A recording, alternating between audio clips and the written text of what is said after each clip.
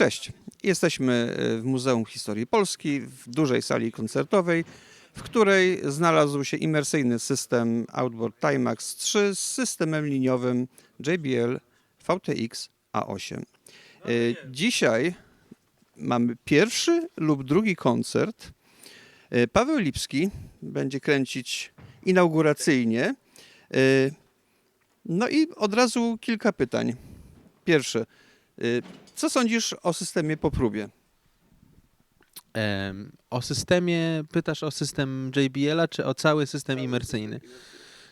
Bardzo mi się podoba w ogóle pomysł na to, żeby grać właśnie w systemie imersyjnym, bo daje on dużo ciekawych możliwości. Dzisiejszy koncert jest wyjątkowy, ponieważ mamy instrumenty akustyczne, będzie grał fortepian, kwartet smyczkowy oraz wokalizy, które będzie śpiewała Dorota Miśkiewicz. I właśnie dla takiego składu, myślę, jest zastosowanie takiego systemu jest mega sensowne, bo możemy próbować odzwierciedlić jakby umiejscowienie muzyków na scenie i ten system Timaxa nam to umożliwia. Mamy powieszone w tym przypadku 4 grona VTX, procesor Timaxa i on sobie ten system oblicza, jak te grona mają zagrać, tak żeby zlokalizować nam źródło dźwięku w przestrzeni sceny nie tylko lewo-prawo, ale też przód-tył. Czy obsługa była bardzo trudna tego systemu? Obsługa systemu nie jest trudna. Pomagał mi Maciek Barański, który tutaj ten cały system stawiał, stroił i przygotowywał. Przejdźmy do komputera, pokaż nam. Dobra. To jest widok Timaxowy. Mamy narysowaną, tu jest obrys sceny, tu w 4 punktach są narysowane 4 grona głośnikowe. Z lewej strony mamy, ja to nazywam obiekty, nie wiem jak to się profesjonalnie nazywa, do których przypisujemy sobie wyjścia konkretne z konsolety i te obiekty tutaj, jak widać, umieszczamy w różnych punktach sceny. Tutaj z lewej strony możemy pokazać odwzorowanie. Scena wygląda tak i mamy odwzorowane. Z lewej strony mamy sygnał fortepianu, czyli dwie pary stereo i taką przystawkę Yamahiko, taki pick-up fortepianowy. Tutaj mamy 4 muzyków z kwartetu i na środku mamy wokal też. Do tego dochodzą sygnały zlokalizowane klasycznie LR, czyli sygnały, które podają nam państwo odtwarzający takie filmy tutaj i sygnał z komputera. I na drugim panelu widzimy obsługę ambient surroundów i tutaj widzimy, że po prawej stronie i po lewej mamy umiejscowione powroty lewo, prawo 2 efektów, których dzisiaj używam, czyli plate i hall.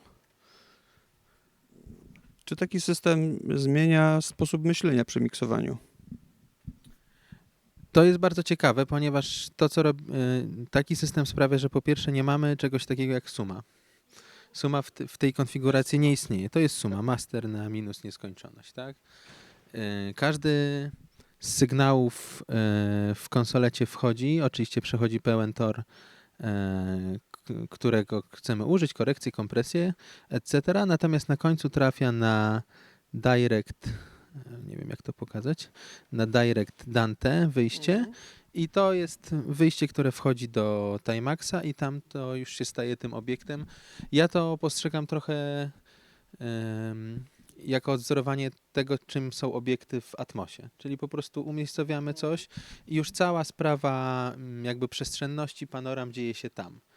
I też mówię o tym, że nie mamy sumy, bo na przykład nie ma tak, że one trafiają na jakąś wspólną szynę i tam się mogą na przykład może być processing, więc jeśli mamy życzenie, to akurat tego nie wykorzystuję, natomiast jeśli mamy życzenie coś robić z tymi sygnałami, to domyślam się, że trzeba byłoby im robić jakieś grupy, które wysyłać directami z grup, nie?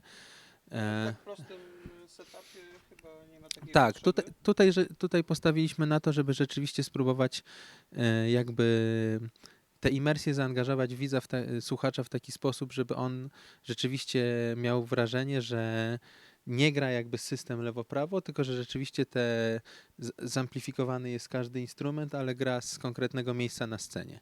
I to, o dziwo, całkiem nieźle się sprawdza. Istotne chyba tu będzie bardzo mocno dobrze omikrofonować to. Bo im lepiej omikrofonujesz, tym mniej później pracy. No to chyba zawsze. Zawsze podstawą jest, myślę, dobre źródło, dobry mikrofon i preamp i to, co się dzieje. Natomiast też bardzo ciekawe jest, jak ten system sobie liczy to, co się tutaj wydarza. To znaczy, mając takiego muzyka na scenie, kiedy ruszam tymi kuleczkami, tymi obiektami w Timaxie, to rzeczywiście są takie momenty, gdzie mogę precyzyjnie ustawić go na zasadzie korelacji wzroku i słuchu i mieć wrażenie, że rzeczywiście ten sygnał się lokalizuje dźwiękowy dokładnie w tym miejscu. Podoba Ci się? Lokalizacja? Tak, to jest super. Widziałem też na prezentacji, że można do Timaxa takie pastylki też kupić i na przykład jeśli mamy wokalistę albo jakiegoś innego instrumentalistę, który porusza się po scenie, to może ten system również trakować go i za nim podążać. Tutaj nie mamy oczywiście, sytuacja jest stateczna. No ale mikrofony, tak jak mówisz, ten cały system też jakby tutaj wzmocnienia audio jest bardzo ważny, bo mamy od razu taki rider powiedzmy z wysokiej półki, bo mamy same mikrofony DPA, czyli powiedzmy takie high-endowe mikrofony, których używamy w taki sposób, że na fortepianie jest ten system fortepianowy montażu do 4099, mamy dwa mikrofony w środku, takie wewnątrz fortepianu. 4099? Tak, dwa mikrofony 4011 w takim klasycznym AB od ogona jakby i właśnie ten pick-up Yamahiko, który jest pod spodem. Cały kwartet jest również na tej serii 4099 z montażami właśnie smyczkowymi.